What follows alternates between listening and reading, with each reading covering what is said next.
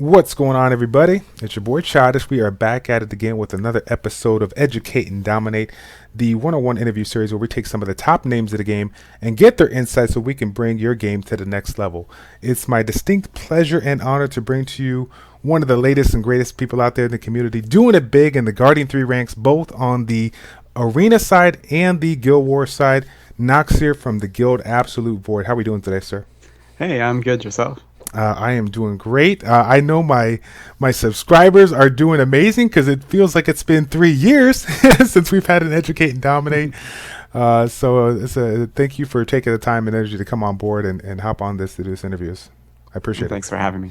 Oh, anytime. So, if you guys haven't been keeping up with my channel, or if you're new to the channel, welcome. I appreciate your support as always. Noxiar was one that I recently talked about on one of my Man Crush Mondays.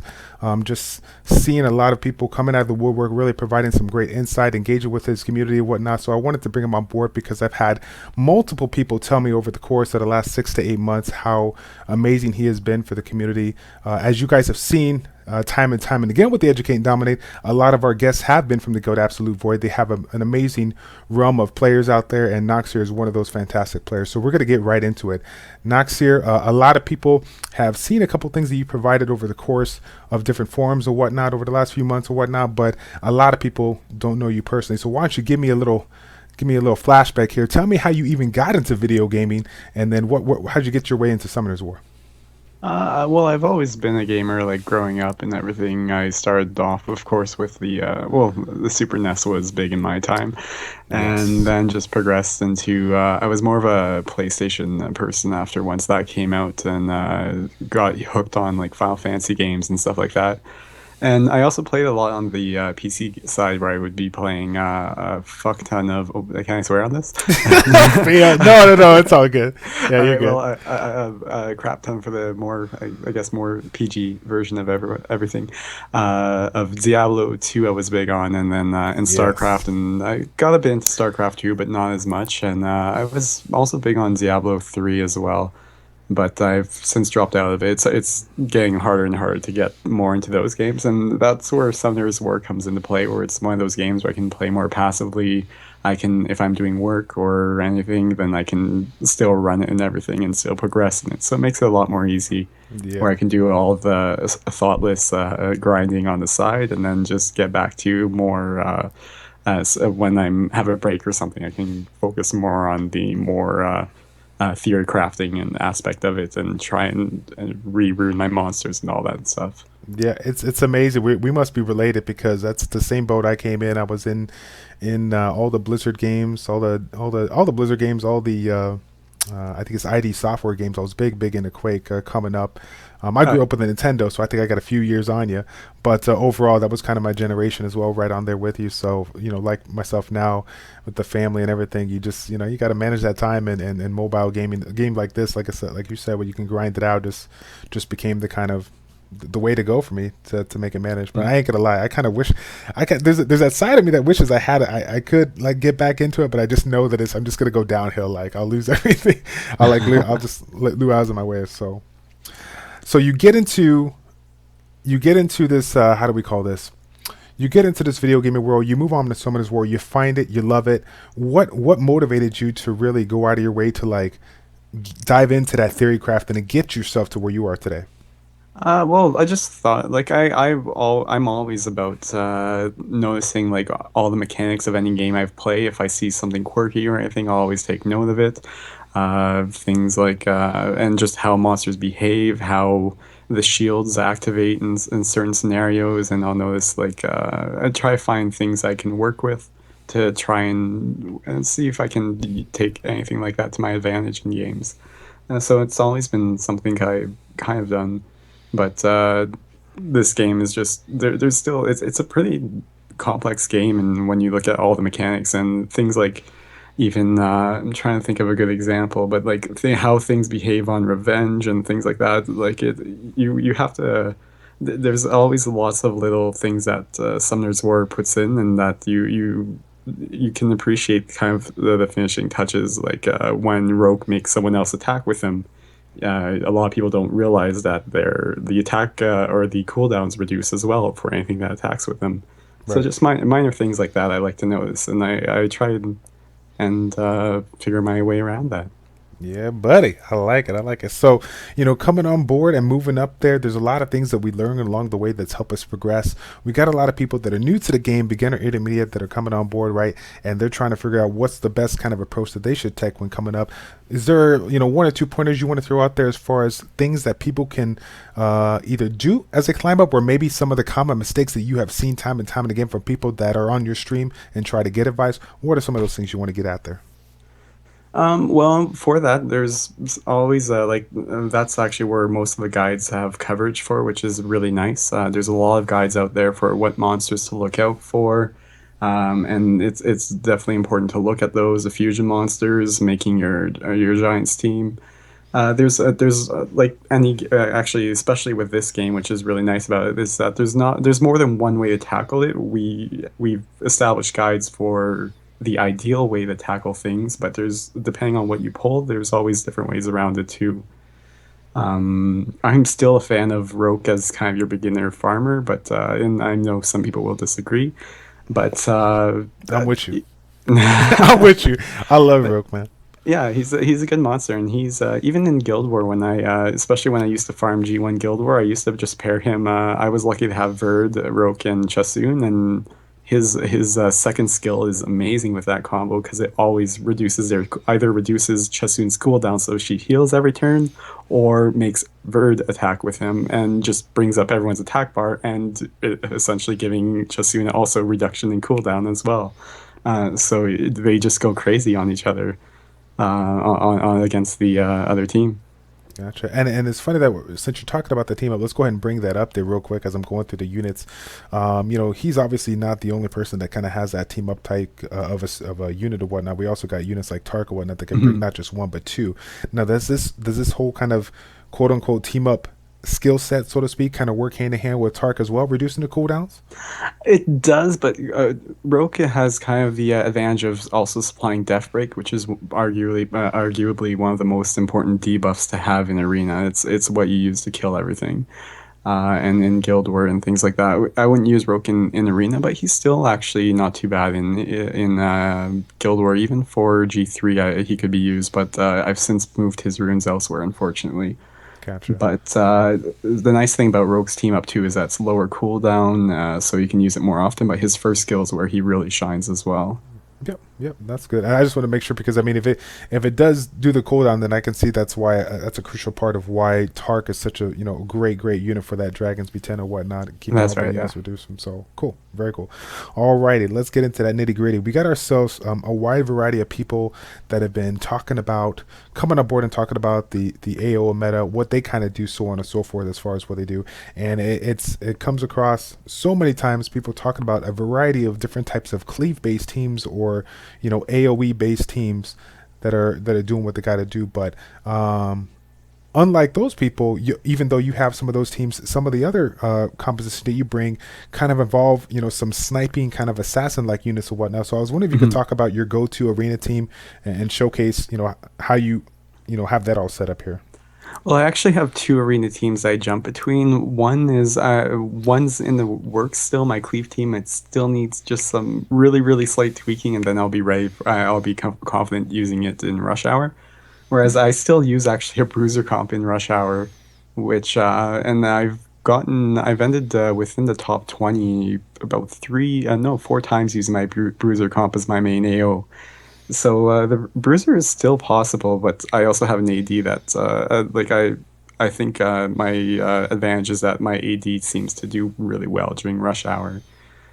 But for the AO, I usually use my Camilla lead as well as Theomars, Fire MK, and Chasun, and they're speed tuned just to basically dish out Death Break after Death Break, and also a ton of damage while being tanky as well. Even my Theomars has about, I think, 24k HP. Yeah, it's pretty darn Uh, good there. What 23k. with Camila? What did you say there on the second one? I apologize. It was a Theomars. Camilla, Theomars, Fire MK, and Chasun. Nice, very nice. And that's my bruiser comp. It's three tanky, heavy hitting bruisers. So it's pretty safe, and they take everything down at a pretty reasonable speed as well for a bruiser comp. Gotcha. Whereas my newest toy that I got about a month ago was at the last TOA cycle was Isabel, and Mm-hmm. that's the Dark Assassin. So she Yeah, has buddy. been absolutely fun to use, and she made the arena a bit more interesting to play as well. So I was playing around with like an AoE cleave comp, but I found I had more success with her with the monsters I have. Yep. And isn't that something though? You would imagine it's so nice to see a refreshing outlook on it. We're so infatuated with all these Tiana Galleon plus AoE combos that at the end of the day, it seems like if you can make your team, if you can revolve your team around getting that first turn and still being able to take out half their opponents with a unit like this plus another sniping unit, you could still do relatively well in the Guardian 3 ranks. Yeah, and the only thing that's really stopping me from using her now is she needs one more will rune while keeping her crit rate. Because the biggest thing on her right now is she's close to Yeah. 100% crit rate, and that allows her because she does self crit buff. But my issue with that is that it's like if I can use her without self crit buffing right at the start, I can use Galleon's attack buff and then kill something off and possibly kill two things off first turn. And then the next turn she gets, she can also rebuff her attack. And now she has 4 turns with attack buff, and she can kill basically 4 things so without too much problems. Very, very And cool. then I just have Verd paired with her just to make sure that she doesn't get cut in front of. And he's also kind of built semi-tanky to be able to take hits from things like Theomars, but he also does a really respectable amount of damage as well. Gotcha. And with regards to the current meta as you see it right now, anything new and exciting coming on board as far as different comps that you're seeing? I know that we've seen a lot of stall comps kind of incorporated, but anything out of the woodwork that people are kind of introducing that you find kind of unique? Yeah, stall comps, like any comp is like I know you've been around enough to see that the meta constantly changes, and every 2 to 3 months we're facing a lot of different comps. And right now we're in the stall meta, which has been around before as well, and then kind of went away to more bruisers, and has since come back as well with the advent of raids. So it's like I think it'll be temporary as well as everyone's gonna be starting to gearing their monsters to take out all these tanky water monsters now. So we're gonna see probably a lot more wind monsters like Ardella and things like that on offense to help take those out. Whereas like the speed meta came and went as well. We're starting to see actually a bit more speed meta as well. I'm seeing a few more because the everyone in G3 or the majority, I guess, because apparently don't use I still use a bruiser comp on Rush Hour, but G3 Rush Hour is mostly speed teams. So if you can make a speed team that can counter most speed teams reliably that don't derp much, they still hold their own pretty well in G3. Gotcha. And with regards to bruiser comps being so successful to you, I find that considering what the meta is currently right now and whatnot, you still have to deal with a lot of people that are bringing attack bar, some kind of attack bar manipulating, ability for, in the positive or negative for them or whatnot. Do you find that running a comp such as that one is still doing well over time? I know you're a big fan of the vertical kind of units and whatnot, getting those extra turns per round or whatnot. Do you find yourself having an issue keeping up with them without the attack bar boosting, or is it something that because of how well ruined your units are and how much they can take, it's not too much of a problem to deal with? Like going up to G2, I find you can get away with instead of an attack bar reducer, like a cleanser, just to remove especially like Chloe's immunities and things like that. But as you approach G2 and G3, it's starting to get more and more demanding to have attack bar manipulators. Bar boosters on your side is really, really nice to have because that basically allows your entire team to fight in unison, especially at the start of the match. So that allows you to start the match on your terms with all your monsters ready to go, especially if you can get a booster and a cleanser together. Tiana being the obvious queen of that. Right, right. But to be able to do that, it basically starts the round off on your terms instead of so you cleanse them and then you can at least focus down 1 or 2 monsters, or just AOE them all, as a lot of people do nowadays too. Well, that's always been kind of the way of going about with Lushens, but now with the Galleon comps as well. Yeah. And like that's also how I build my AD as well, as I want to start my AD on my own terms. So one of the ones I use a lot pairs, unfortunately, Chloe, since that's the best immunity monster I have, plus Orion. And what some people do is make Chloe really fast and make a violent Orion, which it's nice and all if you can if they can't clear your Chloe shield, because once Orion starts getting going, then he's gonna just dominate on violent. But the problem is that nowadays everyone starts with a cleanser in higher arena. So all they need is one cleanse and Chloe's rendered useless. So no matter how fast your Chloe is, that cleanse is gonna screw you over. Whereas Gotcha. if you make instead you have a Swift Orion, and your Orion's the one who starts first, then I put my Chloe on violent because of that. So my Chloe's going to get lots of turns, throw them off by putting up a lot of shields whenever she gets the chance, and Orion will start off the match on your terms. So at least screw up, especially if they're running a wombo. It only takes one monster to die to Yeah. give you a good advantage against them. Isn't that something? It's funny that we were talking about getting that first turn or whatnot. I happen to be looking at the one that kind of breaks the meta, so to speak, with Leo. Mhm.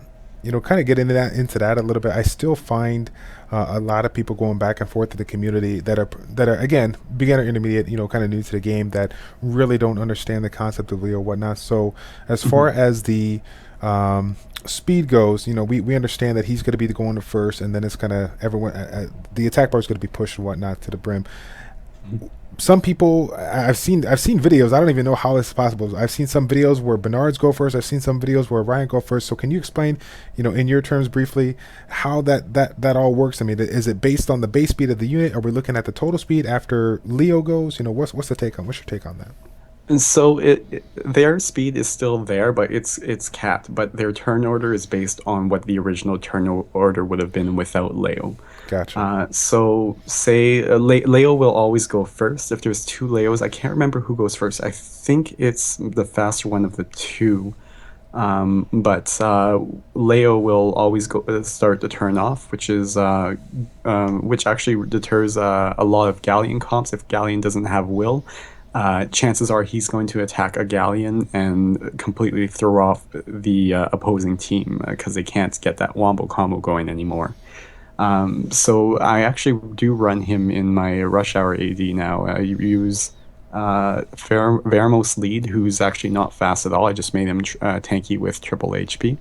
And with Nemesis runes to kind of counter a lot of the wombo combos as well. They get their first attack in, and then there's a good chance that Veramos will cut in and squash and stun them all.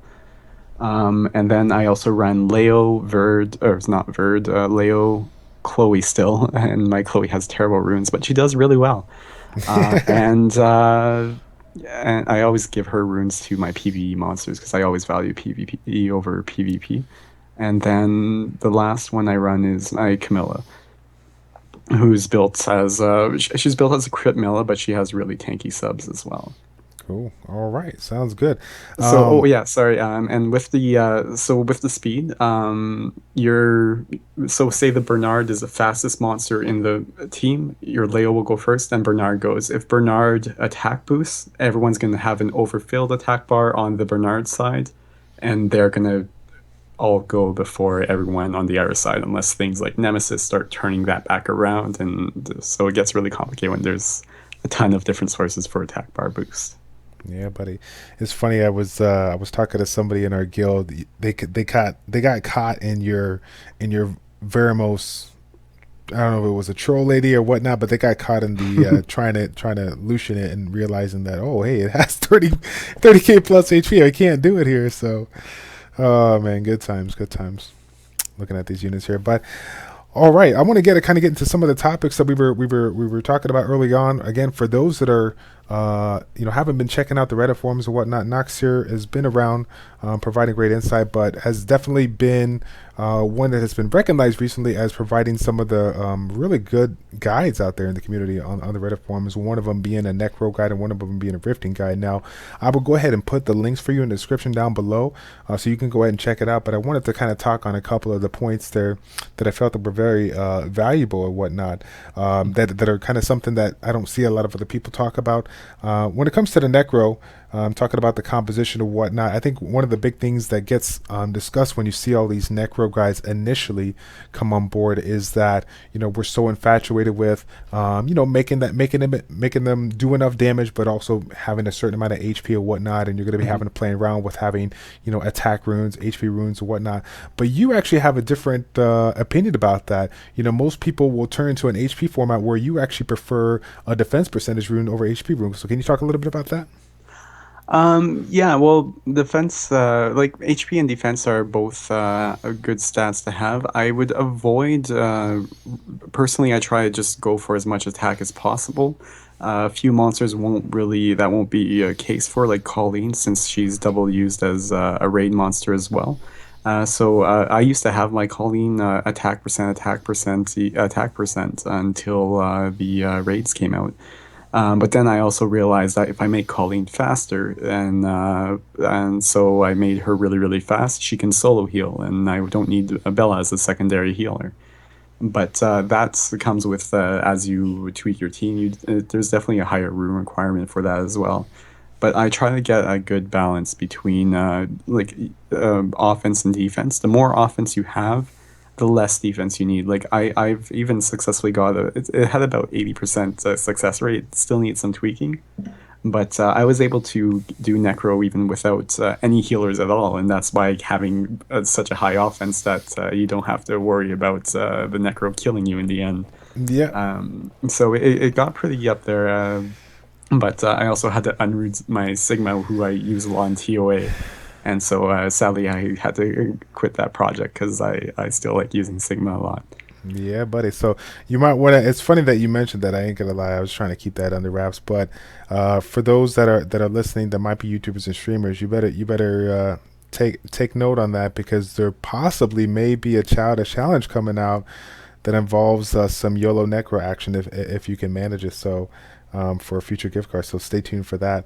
Let me see here. I'm trying to think of what I was going to talk about, because I mean, in addition to the 246, I feel like out there in the community, a lot of people are really, really infatuated with the multi hits. We understand that, but you actually break it down a little bit differently than most. You got your two types of ones, like a standard kind of multi hitter, and then like a burst multi hitter. So can you tell the community kind of what you mean by that, and what should they look for when they're trying to balance out their team? Yeah, so like I said, I try to get as you get more offense, you need less defense. So you find your balance. A lot of people will have like one HP rune, and getting back to the defense defense versus HP, I prefer defense percent just because the boss hits your monsters for less damage, meaning like they'll take down the same amount of HP bar or similar, but eventually, anyway, the boss will be still doing less damage to you, just in numbers, meaning he heals less because he's absorbing less damage. But moving on to the burst versus the more consistent multi hitters. The burst hitters are things like Orochi or even Huahi, who they don't really have a lot of multi-hit skills, but then their last skill, usually their third skill, hits a ton. So usually like 5 or 6 hits. Those are like they're nice when they work, but then often like they only come few and far between, and then after you're stuck a few rounds where they're not contributing anything, the bosses might get a few turns where his shield's up the entire time, and it just slows down your run in the end and potentially makes it a bit more unreliable. So I like for my multi hitters, I like having ones that consistently multi hit, that have 2 or even 3 skills that multi hit each time. It takes a turn. That way, almost every turn you get, you have a chance of putting slow on the boss, and then you're good to go for the rest of the round because you can keep that slow up, and his shield is almost never going to be up after that. Yeah, buddy. And then let's just kind of get a fun question out there as far as your favorite type of unit when it comes to the Necropolis, as far as just being an end all be all, like a got to have it in there. What's your favorite one? I've definitely mentioned it a lot, but Adrian, I feel is probably the best necromonster out there. Is easy to build, easy to skill up, more importantly.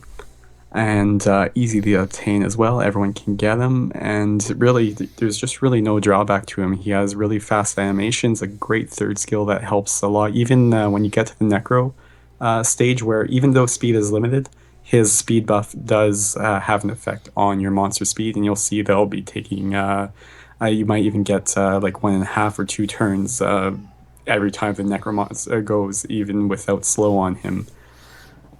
Same with his second and first skill. They hit really hard, tons of multi hits, and like his first skill, if he's built right, he'll hit most of the times with 3 hits, and then his fourth skill or his second skill, fourth skill, his second skill will be 4 hits, I believe, every time. Plus they apply dots, so there's a ton of damage.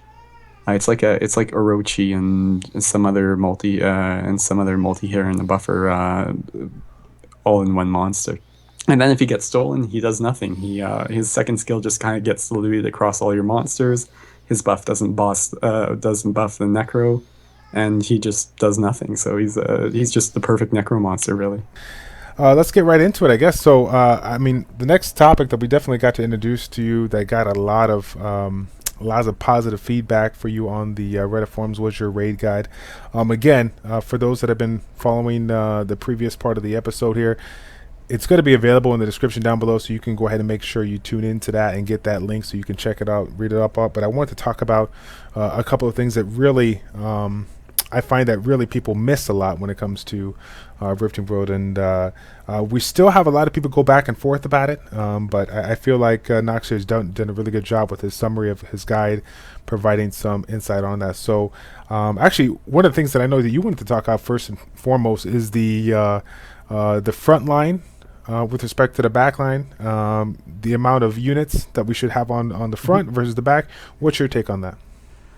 So most people do run two. It's probably the easiest thing to run two, especially if you have something like Chasun, who has a single target heal on her third. So that third, if it ever heals, if she whether you have her in front or you have her in back, whenever it heals something to full, if you only have two in front, then you already have 50% of your front line fully healed. So you have less instead of diluting it between three.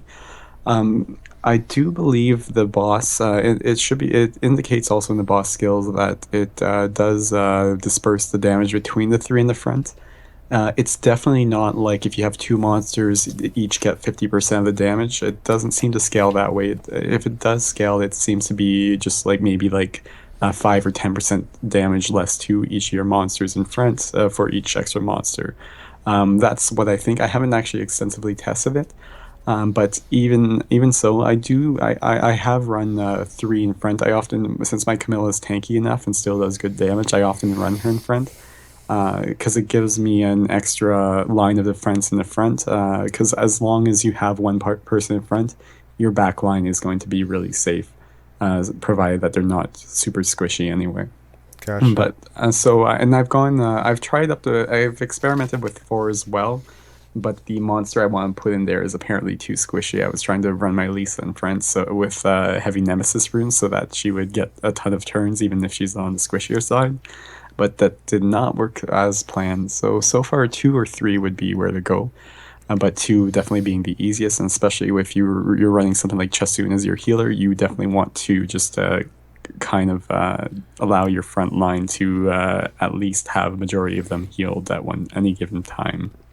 Gotcha. And with respect to the front line, time and time again, we got people talking about that quote unquote perfect recommendation as far as the amount of defense and HP you need. Since you focus on a lot of the R4 or R5 and what to kind of shoot for if you're trying to build a team that's going to eventually get into R5, it seems that a lot of people will put that 1500 defense, 25k hit points, but you on your guide kind of made a recommendation that you can do that route, or if you want to go a IHP route, you can actually go with that with a certain amount of defense. So, what's your Well, take on that as far as that breaks down? you can. It depends entirely also on the monster and where else you want to use the monster as well. I'll give a lot of credit as well to that with Nightly Gamer, because he was actually he's the one who pointed out that the optimal defense rates which I wasn't really aware of. I went off of personal experience where I do run high HP monsters in front, except for my Bella, who's a high defense monster.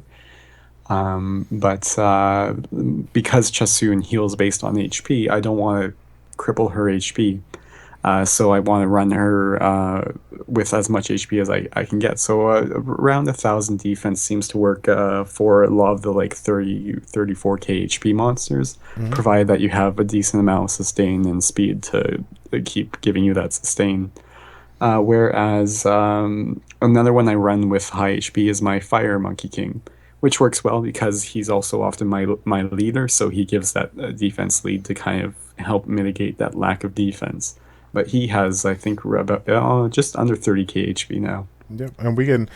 I know that you've done quite a few runs with him as well. We could definitely confirm that with respect to Fua. Fua's another G3 player out there that Mhm. has, like you, been known to make some amazing YOLO comps. One of for him, not really YOLO comp, but he runs one healer, and that healer is just soon running at about 34k Mhm. HP, 1,000 defense, and roughly 230 speed or so. I think it is 215 at 230 speed. So it definitely Mhm. works. Given the Yeah, fact. and he pairs it with Darien, and Hmm. hopefully he'll pull a Diaz at some point, because that would be actually probably the last thing that comp needs. But his comp is really, really fun to work with and to run with as well. And yeah, he just runs that one healer, and especially with Diaz, it makes all the difference, or Darien, it makes all the difference for his team's survivability as well. Whereas I run two. I run Bella in front and Colleen in back, and I take a kind of a different route. He runs just heavy attack break so that there's constant attack break, which really helps with the survivability of his team. I run just kind of more a faster team with their heals are lighter. It's Bella instead of Chasun, but and Bella and Chloe. So it's 30% heals for each one roughly with plus their skill ups.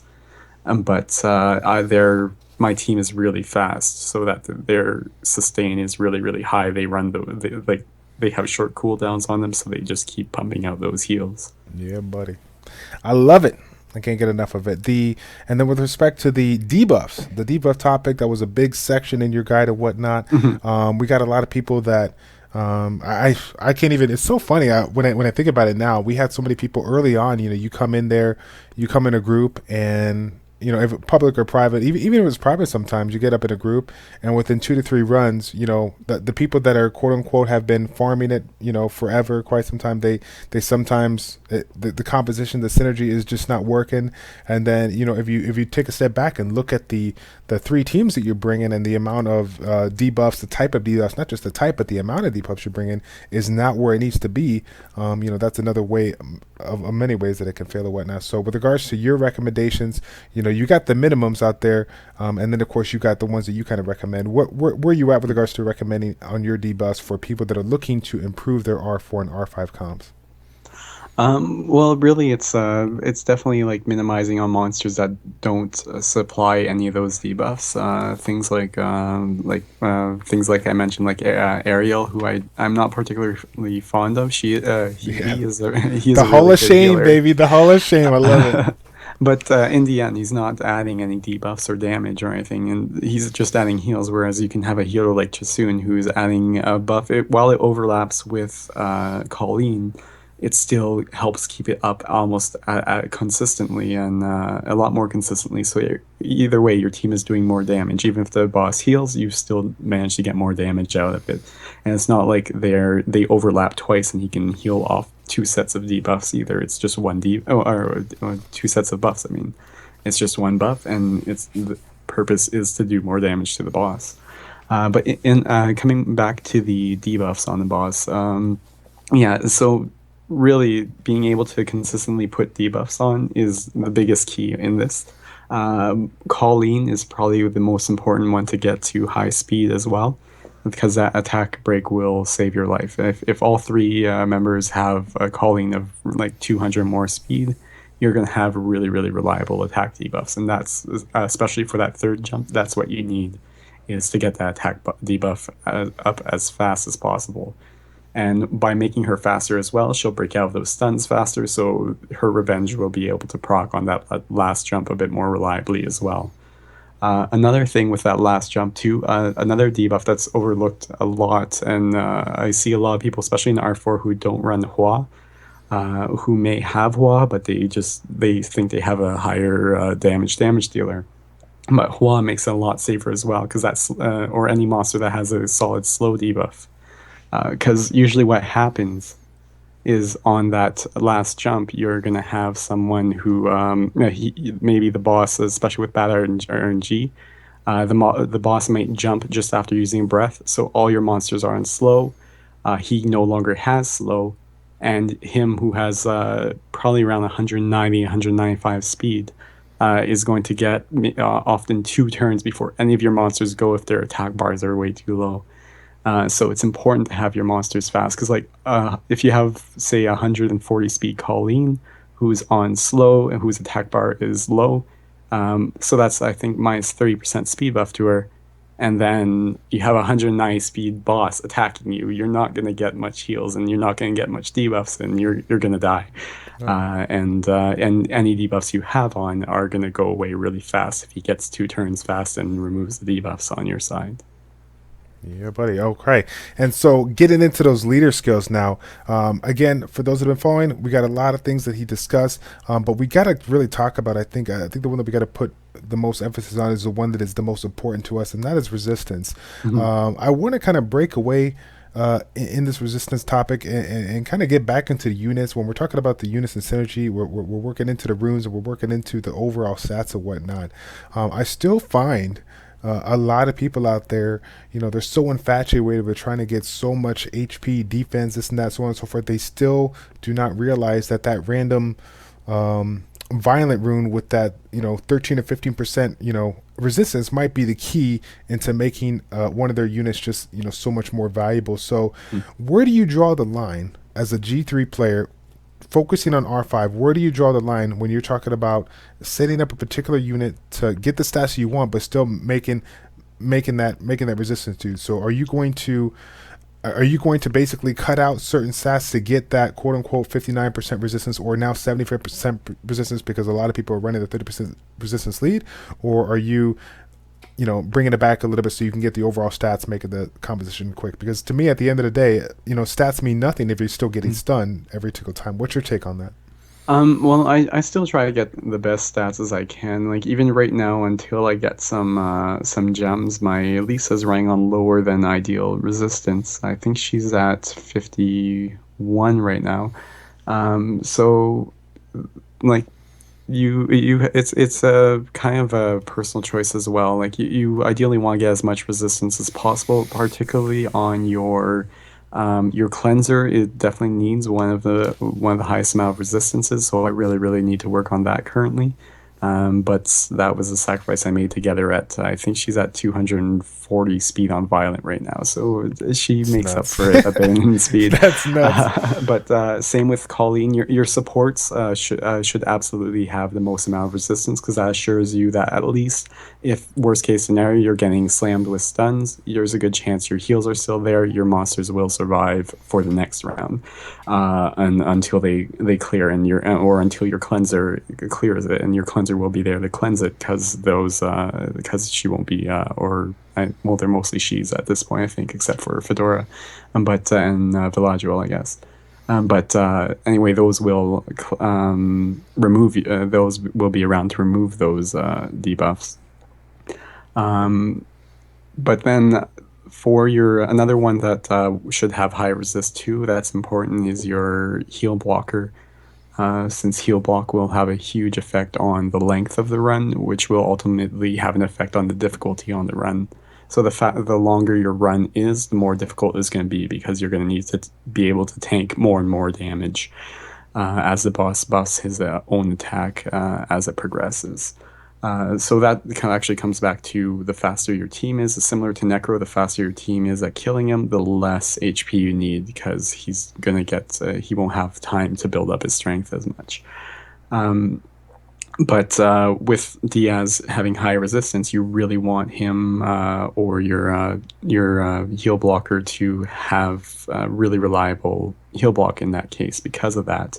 Sure. And also, especially since they're built a lot slower, typically, mine's I think 150 speed, and that's probably considered pretty fast for a Diaz. And he's on violent too as well, and so he's on the faster side, but that's still pretty slow when you consider the boss is already at 190 speed or so. So you want it your slow monsters by the time it becomes their turn, you want them to be able to take their turn because their turn is going to come a lot less often. But you can mitigate a lot of that too, especially on your damage dealers, which are harder to get that resistance on, especially if you use them elsewhere, because most damage dealers aren't just raid specific. Right. But especially with them, you can get away with less resistance because you're going to have your cleanser Correct. cleansing a ton. Gotcha. I love it. And then, of course, kind of finishing off with that, with the leader skill talk, we're so infatuated with resistance, speed, HP defense that, believe it or not, for those that are coming in new to the game that haven't seen the end game of what people are bringing to the table, people are dusting off a couple of different leader skills, and then probably the one that kind of sticks out most notably is the critical rate. So I know that you have had quite a few people that you've worked with as far as being able to synergize well with them and allow yourself to bring a ton of more DPS and make more consistent, speedy clears. When people are considering on bringing critical weight, what's the one thing you think that they should know about before getting into that level? Well, the first thing you need is to have you need to be able to survive without relying on something like a speed lead. I find you don't really need the speed lead as much once well you'll see your monsters are going to be able to sustain themselves without other defensive leads. But the biggest key to getting that is to have, while on top of having a decent amount of HP, is to have a good amount of speed on your monsters. So that's particular, as I mentioned, your supports, your healers, and your cleanser or cleansers sometimes until you get enough speed. But once those supports are fast enough to be able to sustain your team without a speed lead, you'll notice. And even then, without like say you have even like and I'm not saying be able to sustain themselves without like a defensive lead like if you run accuracy, they're going to be able to sustain themselves. Crit rate will help mitigate some of that by making the boss just die faster because your turns are going to be more efficient between each stun, Mm-hmm. which I believe I've mentioned in my guide. And also, since his HP is going down faster between each time his top right stacks fill up, he's also going to be doing less damage by the time you get to that third jump, making your monsters require a bit less HP as well than you would have thought that they would have needed. So all the fastest runs I've done that's were with particularly with Flaw. Chris is another one I have a shout out to because I run with him as well. The Skull Chris, I don't know how to say it. Skull Chris Skull. I see him at 65 all the time. And also Tish Mittens as I think since converted to the crit rate side leader as well, even though almost all his monsters have amazing runes and they're all already runed 100% crit rate. It does make a massive difference for all your teammates as well. And even the monsters, like even my Diaz does a lot more damage when he has a crit rate buff if I'm running Diaz.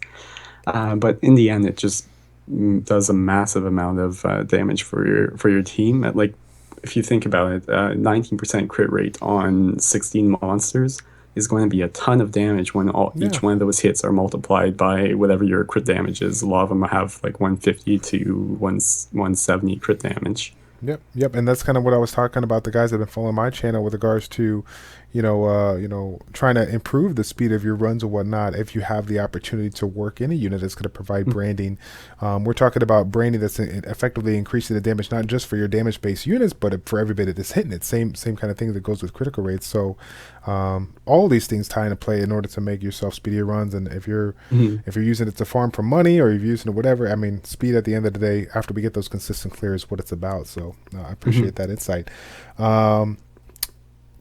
Looking at the rifting, looking at the necro or whatnot, there's a lot of unique units out there that I feel are considered underrated, overlooked.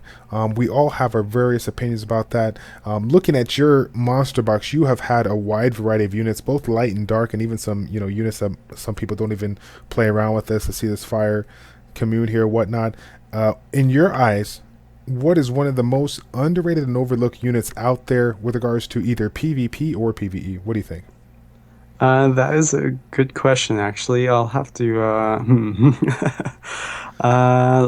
To me, maybe Tark is one of my favorite ones for PvP that a lot of people are seeing lately, but I've even replaced them on my earlier Dragons team. I had replaced Spectra with Tark as well. Oh, you talk about Where, Tark?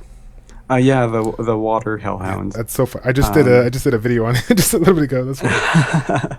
And I even, if depending on how the other team is too, I also sometimes bring them in arena. If they're really fire heavy, I can easily just on Tark's turn he'll take someone out. Plus, you can take whatever out with your other monsters as well. But Tark can easily single-handedly take something out with his a triple team attack if they're water heavy. Yeah, buddy. Or sorry, if they're fire heavy. Um, Aside from that, a lot of the other ones I have here are pretty much like they're pretty much well known how well they do. Dark Assassin's really hard to get, but to me, she's one of the funnest monsters to use in arena and actually really effective on the cleave comp if built right. And then I do have a crap ton of praise for actually I have a good monster here, Malaka, Here we who go. I've been using a lot more recently. I used her almost for the better portion of my TOA hard run this past cycle. He's always been my go-to monster for TOA 100 hard when it's the Lyrith.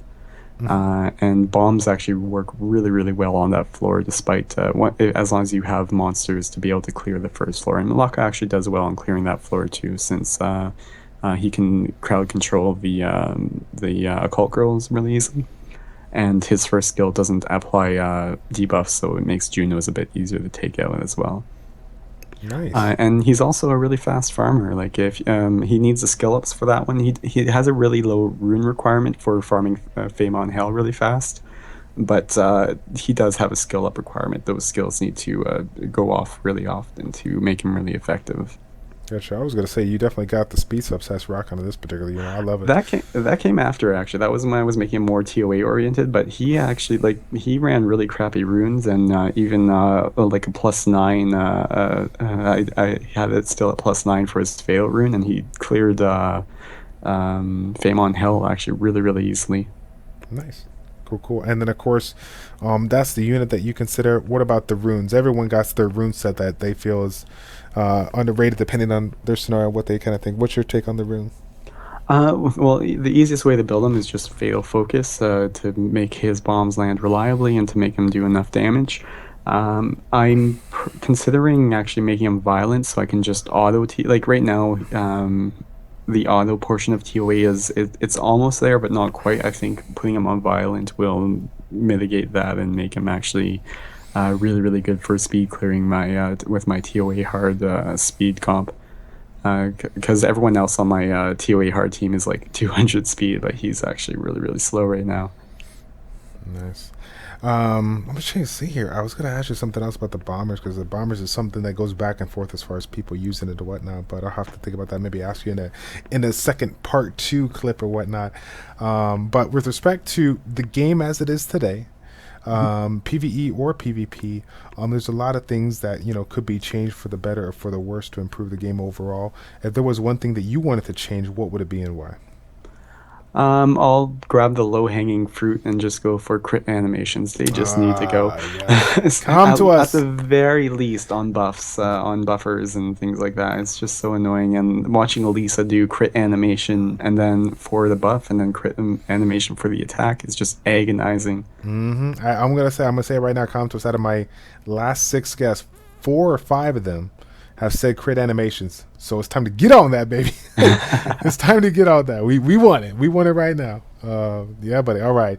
And then last but not least, we got to get it out there for those that are familiar with my channel. I have a community called Epic Fail where we embrace our failures and use it as motivation to improve ourselves every day. I have to bring you on board and have to get that epic fail story out of you, man. Hit us up with that best epic four story you got for some of this one. This one's actually really embarrassingly recent. Anyone who's been on my stream a lot, I'm sure, know this story. But back in January, when I decided to build my Lisa for raid, I decided I didn't want to wait for the skill ups. So I went full Devilmon on her. I had already two skill ups in her already from other Neostone agents. And so I decided to, I was saving up a lot of Devilmons. I had, I think, 13 at the time, which was more than enough to use on her. I only needed 10, if I'm not mistaken. So anyway, I put them all in my, I took all of the Devilmons out of my box. I went to skill her up, and I did it really quickly. And I thought I hit her, but instead I hit four Devilmons and grabbed. I have had a really highly skilled up Devilmon apparently after that. So I lost three Devilmons to my other Devilmon. God. And so Oh, she ended up eating up every single one of my Devilmon. I didn't. I was gonna stop once skill one and three were max, but the first thing that got max was skill two. So naturally, that's what they had to naturally, do. so she ate every single one of my Devilmons, Jeez. which really sucked. And then, of course, after you put it into, let's fast forward a little bit. You got the whole HOH for, totally messed that up a Yeah, little. but God. yeah, but in the end, it was more than worth skilling her up because I was able to really push along that train for using her in raids a lot as well because she's definitely the best cleanser for raid. The more she uses that third skill, the more, like every time she uses it, you just watch a big chunk of the boss's HP go down. Yep. Yep. Especially since I run three damage dealers, it just helps a ton.